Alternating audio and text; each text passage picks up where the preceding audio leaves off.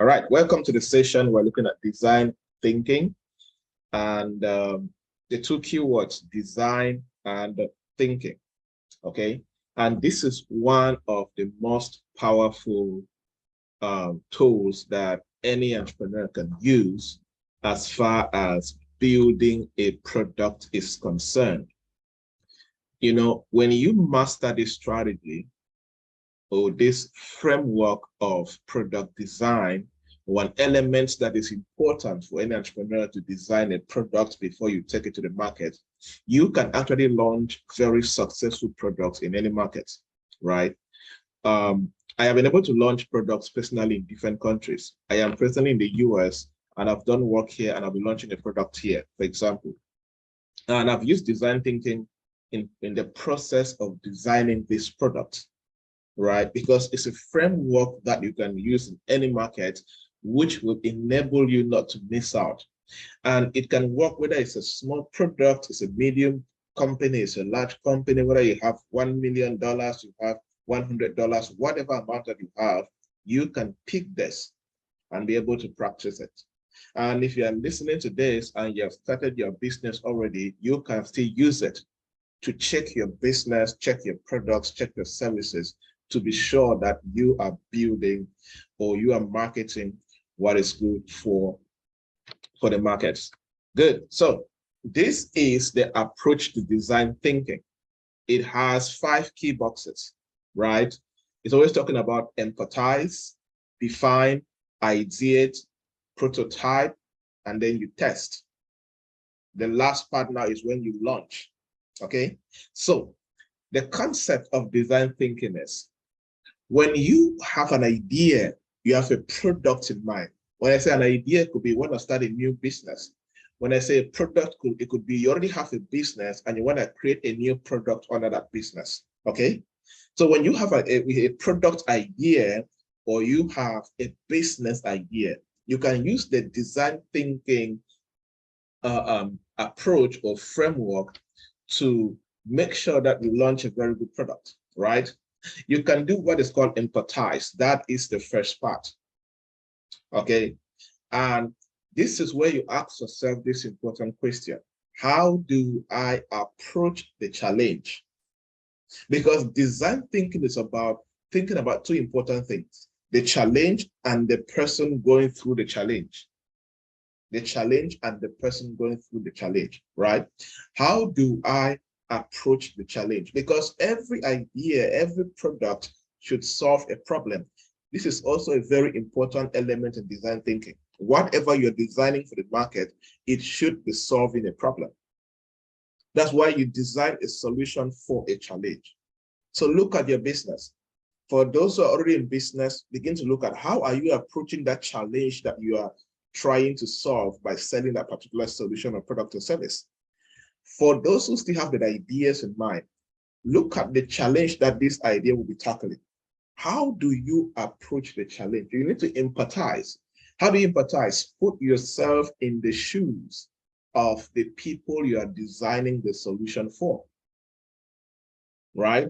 So if you are designing a solution for people in a rural area or in the semi-urban area, in design thinking, go there, go and live with the people. It could be for a few hours, for a day, whatever. Go and try to empathize with them, see what they're going through. Then you will know a better way to approach the challenge. Don't sit in your house. As I always say in design thinking, you don't sit in your house and design a solution. You need to empathize. And the best way to empathize is be in the shoes of the people that you are designing the product for. Are you still there? If you're still following, comments, leave me a message in the chat box that you're following to be sure that I'm not leaving anybody behind. Just leave a message that I'm following. Okay. I need a second person.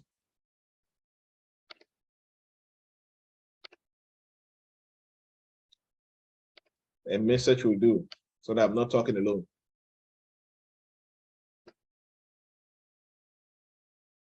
Okay, good. It should be an interactive session. I'll need you to talk, okay?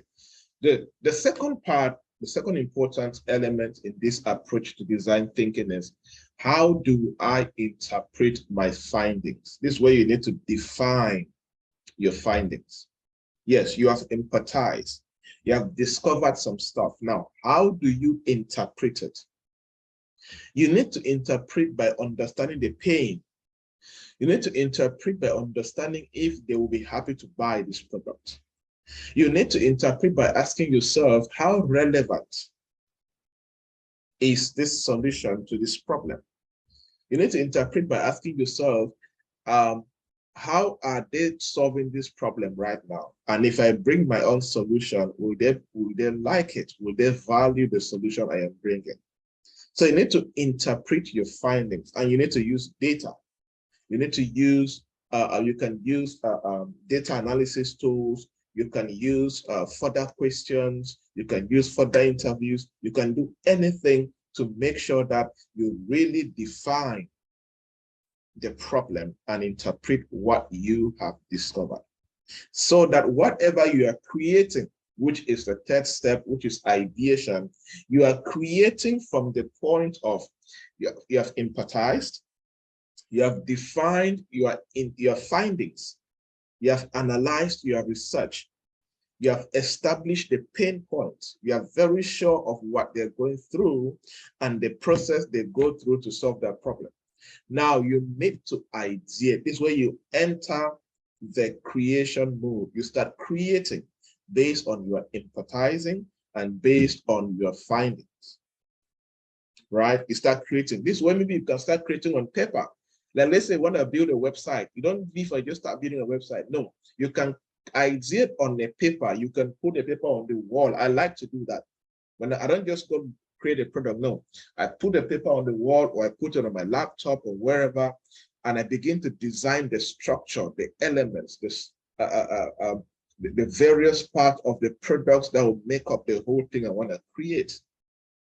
That's the meaning, right? You start creating, you find a way to create that it will give you like a skeletal look of your solution. Many startups struggle because they leave defining and they go straight to prototyping, and then they create the wrong thing, or they build something that will make a lot of mistakes. But if you try to ideate on a paper, try to walk through a step-by-step process on how you will create it, you now use that document and now start building. It will help you to avoid so many mistakes. It has helped me many times, because before I am building, I must have done ideation. And when I'm building, I am looking at the step-by-step process. It's the same like Apple when they do their mobile phones. Before they build this, they have a skeletal process on a piece of paper, on a sheet, which walks through them a step-by-step process of what they will do during the building stage. Many people skip this and they build in a lot of try and error.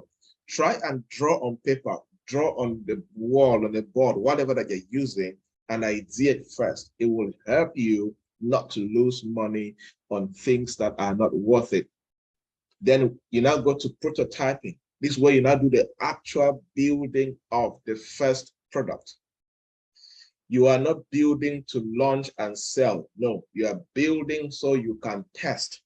You are building so you can take it back to where you did your findings. You can take it back to that location. You can take it back to those customers, right? Then that's why in prototype, you don't build many products. No, you build one or two in the best minimum cost, because you are still testing. You're still building it to go and test. So this is not launching yet. Okay, good. So you prototype, you build small in a lean way, because you're still building to do the last stage of design thinking, which is where you prove. You see, how do I prove and improve the idea? Look at that. So you take the prototype to the market, to the location where you will where the location where it is your main target market, to the location where the main people you're targeting will be buying or where you'll be selling. Prove the idea, make sure that you're collecting data, all the complaints they are giving you about that product, you are writing it down, you are recording, whatever, because you will need to improve from that particular data. So at this stage, you have two options actually, or maybe three. The first option could be the idea is a mess, nobody will buy, you can throw it away. It's possible, yeah. I've gone through that. I build a product and to test it, it totally fails. You throw it away. You see, and that's why testing is very good. Imagine you prototype and you just produce in mass quantity and you take it to sell, nobody buys. What happens? You have lost money, time, a lot of resources, which will not help you in any way. Because there's a possibility that you can go through all these stages and at the last stage, you are not able to prove that this product is good for the market. So always prototype first and then you test in a small scale, minimum cost, okay? When you do that, so as I said, there are three options. Number one, after testing, you can discover that the idea is not good. The product is not good for the market. You throw it away, right? Or number two, you need to pivot or you need to improve on the idea. So you need to go back to the lab, go back to the drawing board and improve on the idea and maybe go back and test again. So you improve on the complaints they raised, then you go back and you test again, and then maybe it will be good and you can market. The third option is you can actually go and test and it's perfect and you just launch in the market, right?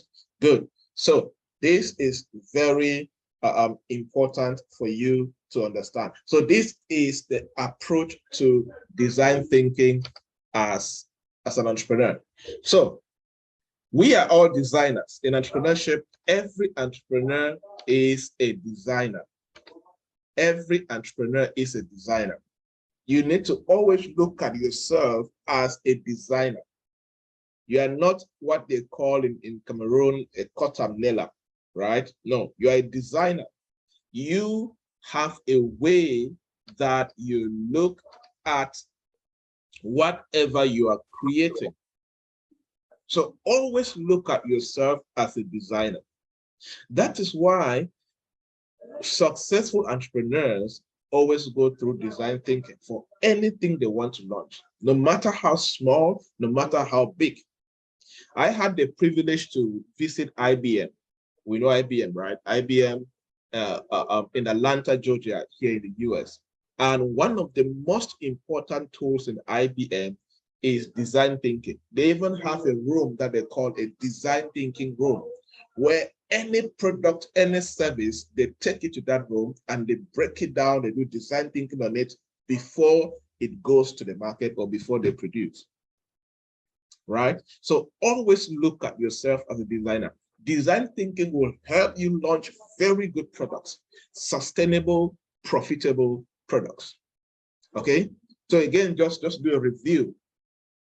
Under empathize, you learn about the audience for whom you are designing. Do you see that?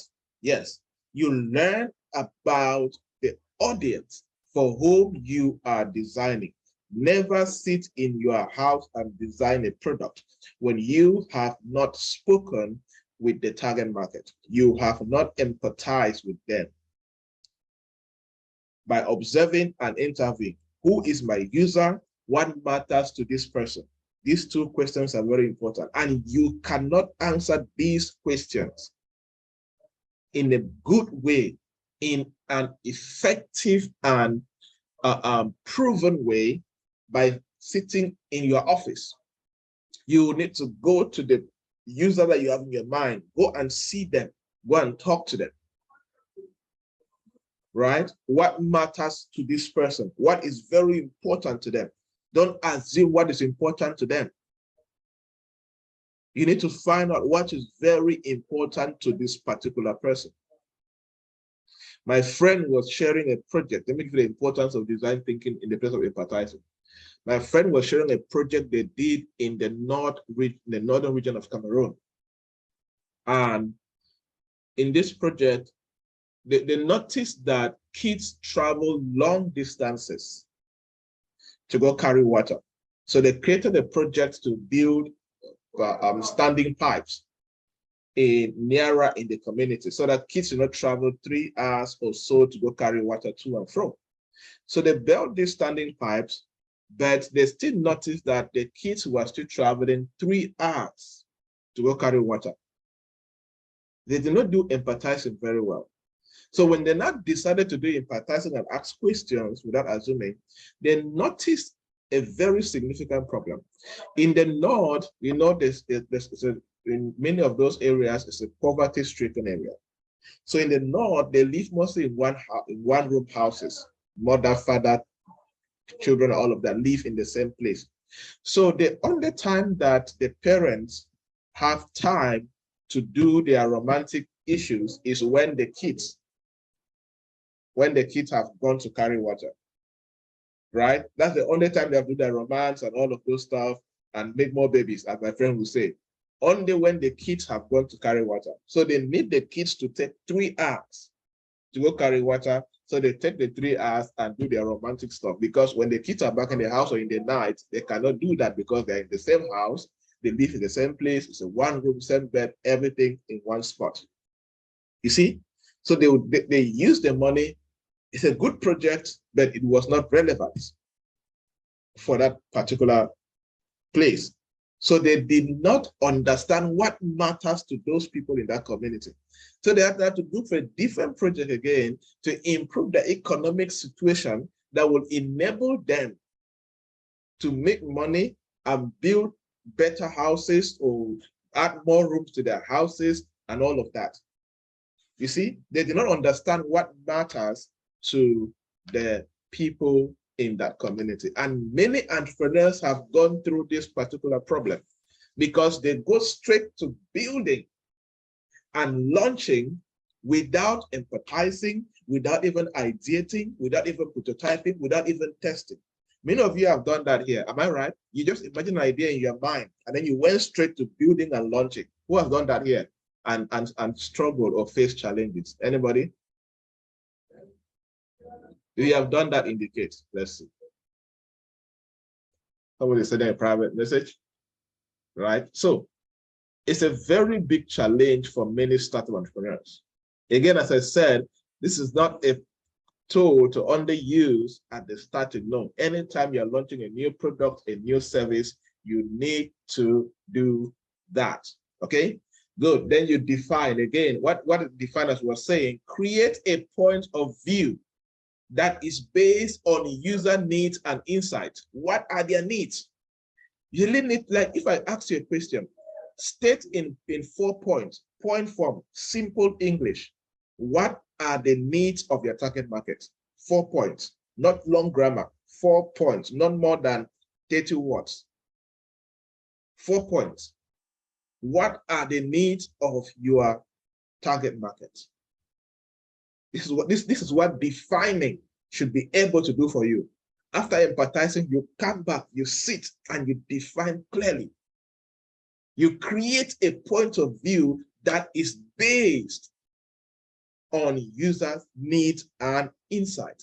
And if somebody asks you, what problem are you solving? Can you clearly state in point form what problems you're solving for this market? You will say it. Again, ideation is what? Ideation is where you brainstorm and you come up with as many creative solutions as possible, right? All the wild ideas, how do you solve this and all of that. Then prototyping, you build a representation of one or more of your ideas to show to others, right? You need to, how can I show my idea, right? A prototype is a rough draft. It's not a final product, because the final product only comes if it has been approved by the target market. So you just build a prototype, which is not your perfect product, and then you test, You share your prototype idea with who? Your original user. Never forget that. And in this testing, I always advise entrepreneurs, please do not test your product with family and friends. They will tell you that it is good to please your feelings. They will tell you that the product is good to boost your confidence. And the market doesn't care how you feel. The market only pays for value. Don't avoid testing with friends and family.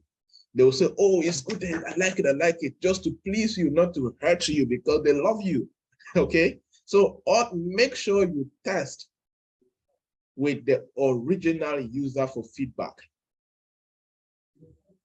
okay? Test out of your comfort zone, okay?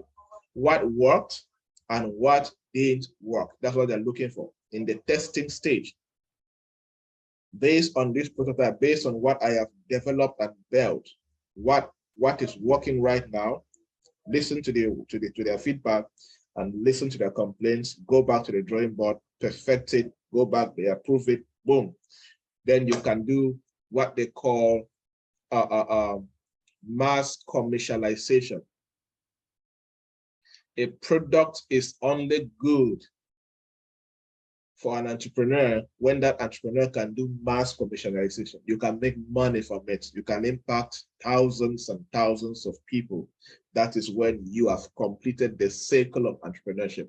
If there is no mass commercialization, you are still in the process and you need to keep building. And of course, the wealth creation in all this entrepreneurship stuff is mass commercialization. All of these steps we're talking about, the end goal is mass commercialization. Okay, good. So again, you look at this, just trying to make sure you understand all of this, right? So design thinking 101 in simple terms, right? Empathize. You look at this, understanding. Okay, so you see, never forget this. An entrepreneur must understand, explore before you materialize it. In this one, you see that implement has been added. Okay, never forget this. A good entrepreneur understands the problem. A good entrepreneur understands the problem. After your understanding, you explore your understanding. You explore what you have in your mind. You don't build with bias, you explore beyond. Okay, then you materialize what you have been exploring, right? So empathizing and defining gives you the opportunity to understand, because remember that the idea just came in your mind.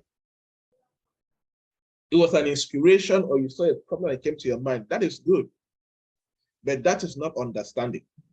It's not. It's just an idea. It's just an abstract idea. But you need to practice empathizing and defining to have proper understanding of that idea. Okay?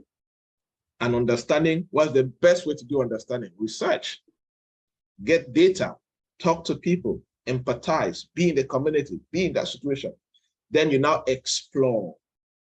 This is where you do the ideation, you create many possible solutions, all of that, begin to write. In exploration, your focus is not to the right, especially in the ideation stage. Your goal is not to the right. Your goal is to pour out everything in your mind on paper.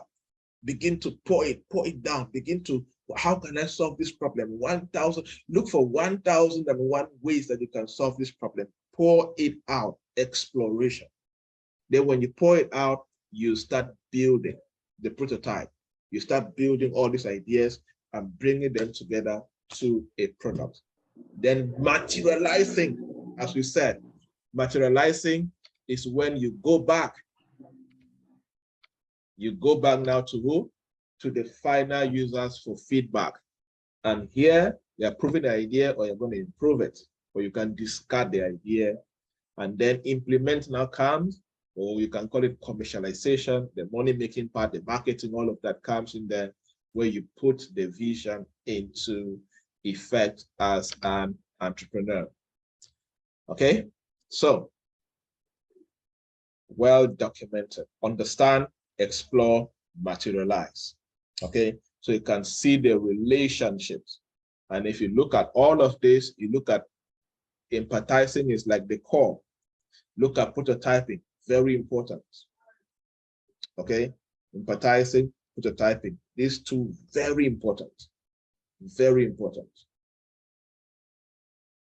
very important. These two will help you create something that makes sense. Okay, good. You come to implement, you may still come back to empathizing. If you do this for all your products, you do this for any service you're launching, I don't care whether you have a big company, small company, medium company, you're still thinking of starting, whatever, always get this. And if you're good, sometimes you can do this in a few days, sometimes in a few weeks, and sometimes 10 months. I have worked on a project where we were implementing design thinking. Before we were able to get to implementing, it took us 13 months. It also depends on the size of the project. But your goal is to make sure that you implement this approach well at all areas. And one important thing with this approach is make sure you have a team.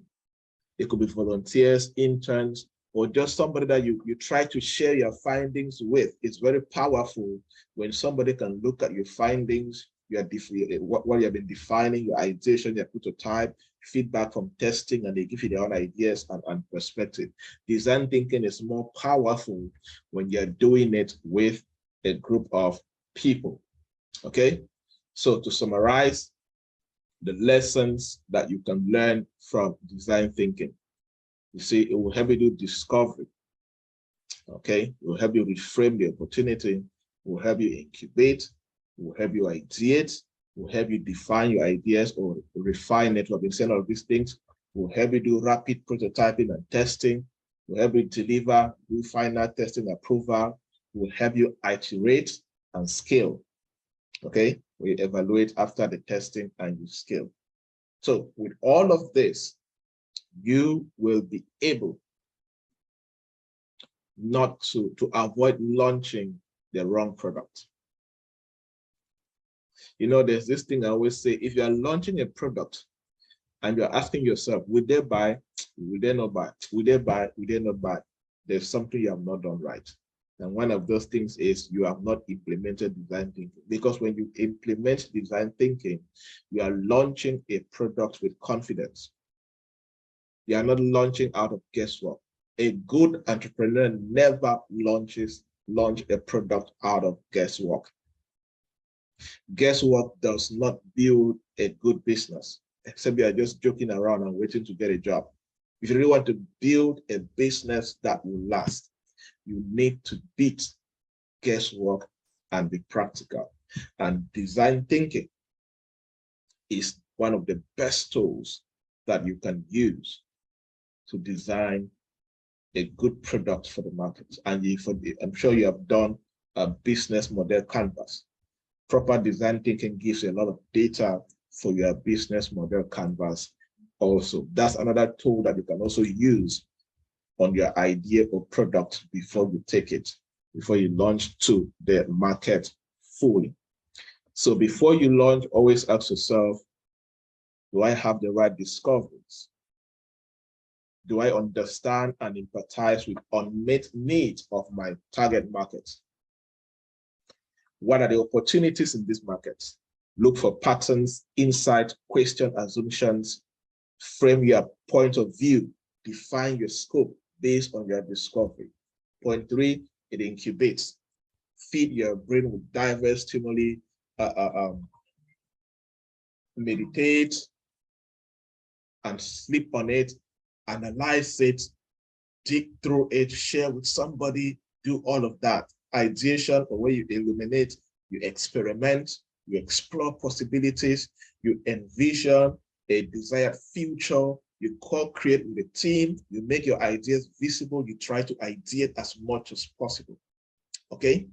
And then you, of course, refine the ideas. What is desirable, what is feasible, what is viable about this idea, What are the challenges? What are the constraints? What are the possibilities? You begin to look at this. This is the power of the design thinking approach. And then you test. You think big, but you act small. This is the power of prototyping and testing. You think you have this big idea, but you need to build small, build lean, minimum money. Don't build, you never prototype with a lot of money. You need to be highly cost effective, because you need to learn. It's a final product that you need to use so that you can learn further from your end users. Okay, then now you deliver final testing, approval, launch. Iterate and scale is this a whole even session on its own, where you are always improving on your product, improving on your systems, improving on your marketing, and you keep scaling. You don't, because you have built a product, doesn't mean that you should stay there. That is why Apple keep launching Apple 7, Apple 8, Apple 9, Apple 10, and all of that, because they are always iterating and scaling, iterating and scaling. So point 8 is consistent in design thinking. You're always improving and improving your product, your service, your strategies, your operations, and all of that until you get it right. Okay, so this is what design thinking is all about, and you cannot survive in business as an entrepreneur and build things that will last in the market without using the whole of design thinking, or sometimes just some of the elements, depending on the kind of data that you have at your disposal as an entrepreneur. All right, I'll take questions now, and we can round up our session for today. Yes, questions?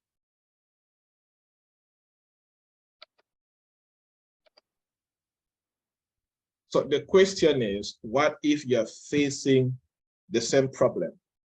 Is it necessary to consult other people? Yes, it is necessary, because you cannot use one human being and you establish that everybody's facing that problem. It's good to increase the sample size. And you also know that we face problems at different levels. We face problems at based on our level of thinking, education, financial resources, the support we have. All of these things are important. You see, and that's why products are in different levels too, different versions of products. So yes, and of course, many entrepreneurs have built products based on the challenge they have faced. I have done that. But it is only part of the validation of the idea. Now, to be sure that there's a large market, if you ever approach an investor, one of the most important questions they will ask you is, what is the size of your market, right? So you need to explore further beyond yourself so you understand the size of the market. You also understand how others are facing this problem and how they have been trying to solve the problem. It gives you a lot of value and data to build better. Because if you build only based on yourself, it will be limited. You build only based on your exposure, based on your personal challenges, based on how you solve that particular problem. So yes, you go into that challenge, very good data and information for you. Now, go and find out how many more people in the society are going through this challenge. It gives you the size of the market and possibly how much money you can make from that market. You see, that's the power of going beyond yourself. And you also get to understand how others go through this challenge and how they try to solve it. Because when you're also building a product, you need to know how that market has been trying to solve that problem before you are bringing a solution, so that you can build something that is more powerful and more relatable than the one solution that they have been trying to use. Okay, good, very good question.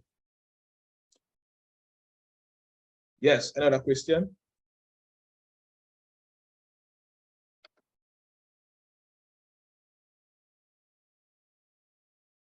Okay, if there's no question, I have a question for you. Now, based on Ransom, you have another question? Yes, sir. Yes, go ahead.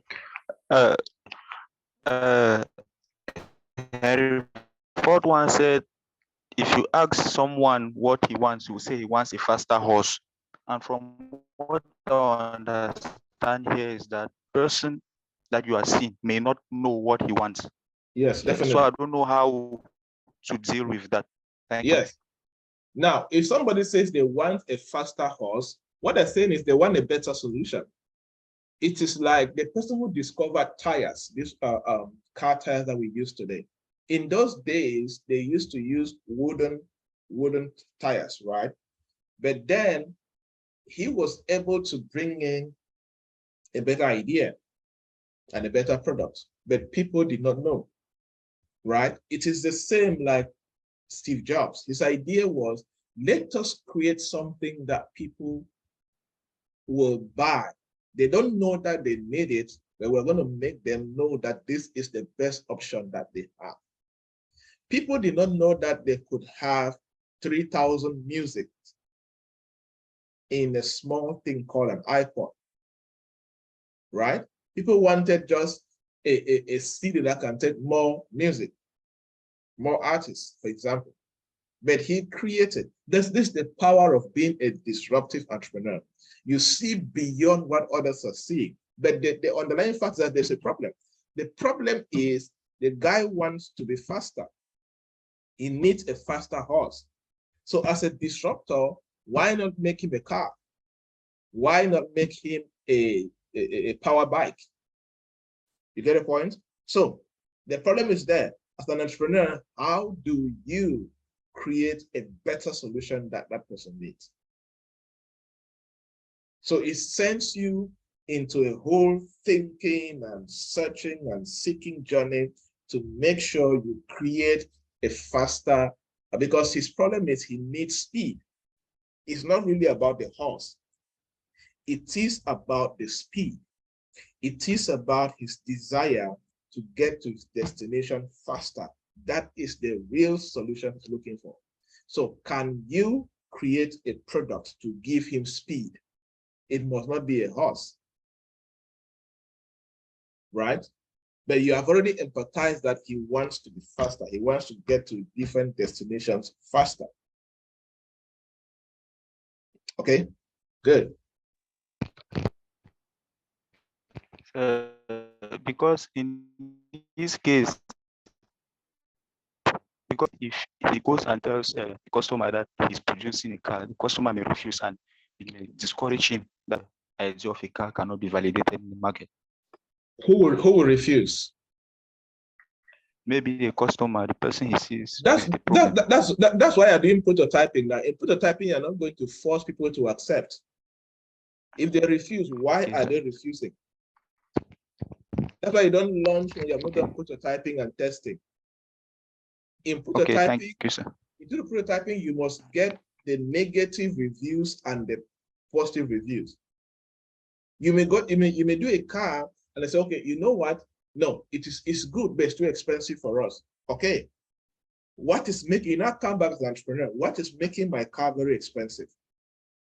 And if the actually is expensive, it is your job now to research about their income level, to know how much they are willing to invest to buy that particular car. If they say that we cannot use this car because of the roads, okay, can you help them get a flying car? You understand? So that's why prototyping and all of that is very important for you as an entrepreneur. Prototyping and testing is very powerful. Good. Does this apply only for products or can we apply with services? Yes, design thinking goes to products and services. Actually, in business, when they say a product is anything that solves somebody's problem. It could be a tangible, physical product or a service. Okay. Yeah, so service and all. I do most services. So I use design thinking for all my services before we launch anything. Okay, any last question?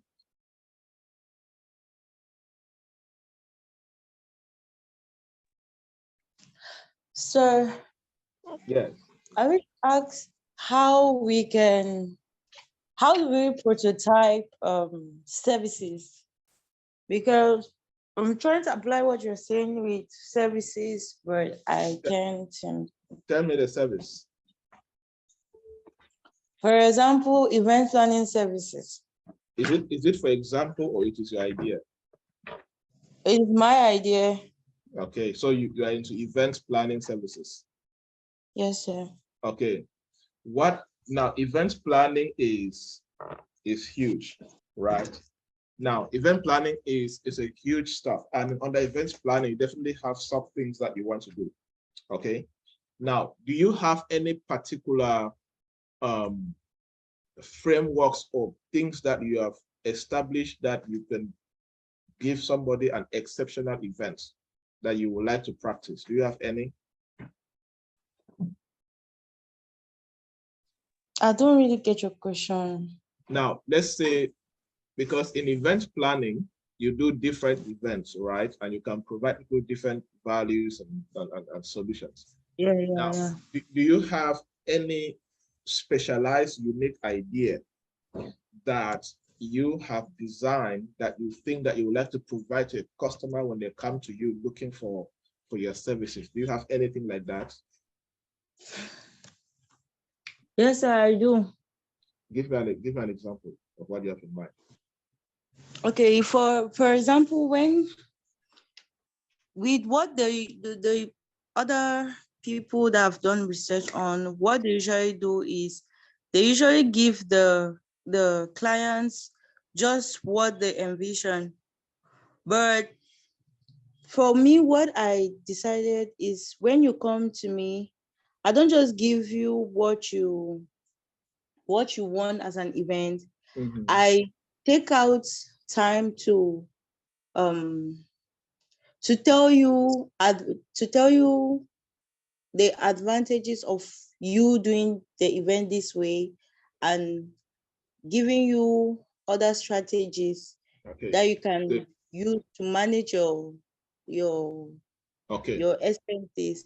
And now, also I excellent. give free services for like if you have to do rentals with me, you don't have to pay for the transportation of the products you're renting. Good. Exactly. Now, let us say that one of your special products or services you have created is that you are good at helping people do exceptional events within their budgets. That's your unique product, right? Like you have a name, achieve exceptional events within your budget. Now, this is a product that you have created, and you can break down this product into birthday events, marriages, graduations, all of that. You create sub products under this. Birthday events within your budget, marriage ceremonies within your budget, graduation ceremony within your budget. You know, those are products, right? Now, you can now use design thinking and now go to just you can go to, everybody has a birthday. You can go to offices of all of them to interview them so that you can empathize with them. You can ask questions like, have you ever celebrated a birthday before? If no, would you like to celebrate it? And if yes, how much are you willing to budget for it? Now that's you empathizing. From there, you empathize, you define, you see, and then you can create a framework. You can create a prototype and all of that. And then you can even take the prototype and go back to the offices or to whoever you're interviewing and say, okay, look, I can help you do an amazing birthday for 50,000 francs or $100 or $200, whatever that you want to tell them, right? And and then you get their feedback from them. You see, so you can, this is how you can break it down. One of the main ways to also achieve design thinking or whatever you're doing is make sure that you have your products clearly what you want to take to the market. You have it well framed, because if you are just trying to frame everything in like event planning, you're going to struggle. Yes, event planning is good, and people need event planning, right? You can advertise and all of that. Then I can start, so that to get the best from it, try to break it down.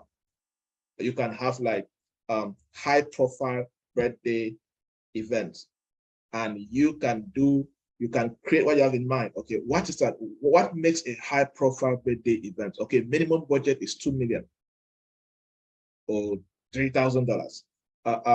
location is 4-star or 5-star hotel. You create all of these, you go empathize it, right?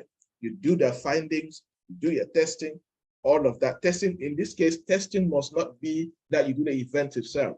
This is why it's good to ideate and have a structure where you can go and communicate with somebody. Like in your case, you can decide and have a structure where you can get pictures, go to the locations, print pictures, snap them, all of that, and form a prototype that you can demonstrate to somebody the kind of experience that you can create for them. Or you can use a 3D video, get to a videographer to design a good video to portray what you have in your mind in a way you can show to your target, to your customer, that this is what you can produce for them. Again, this is one thing about entrepreneurship. You need to be creative and be a visionary, like I said earlier. Okay, so when you're doing design thinking, be a visionary, think for that, and it's important. All right. Question: at the level of expansion in business, which is most important, finance, publicity, or creating new products? It depends on the type of business, and it depends on what the business has achieved so far. So expansion strategy differs from each business. For some businesses, it could be finance. For some businesses, they already have the products, they have the team, they have everything else. All they need is money to enter a new market. All they need is money to market through new marketing channels. For some people, they already have the team and everything, and they have expanded to new areas. What they need is just good marketing strategies. They actually have the money, but they don't have good marketing strategies. Publicity, as I said. For some people, they have the money, they have the team, they have the market, but they don't have products. So they will need new products that fits the market to expand. So you see, it depends on what is available, what has been achieved, right? Before we cannot say, okay, you know, based on this, this is the most important element that you need for your product or for your expansion to be successful. Okay, good. I hope it's understood. So begin to look at those areas. Yes, Lillian. Yes, sir. I want to ask that. Okay, if you have proven your product, like your full market, how then do you improve the product? Like, I don't know how. Yes, you improve. No, if when you prove your product, right, during your testing stage, two things will happen. Either people are going to point what is working, and they're going to point what is not working. And what is not working is what you need to improve. Okay. Okay. So Yes. once there's something that is not working, we don't need to do product improvement. No, if something is not working, you need to do improvement based on the complaints. Understood? If no one has your question right. If no one has given you a negative feedback, like there's something not working. Yes, and do they accept that the product is good for them? Yes. Okay, good. Then you launch.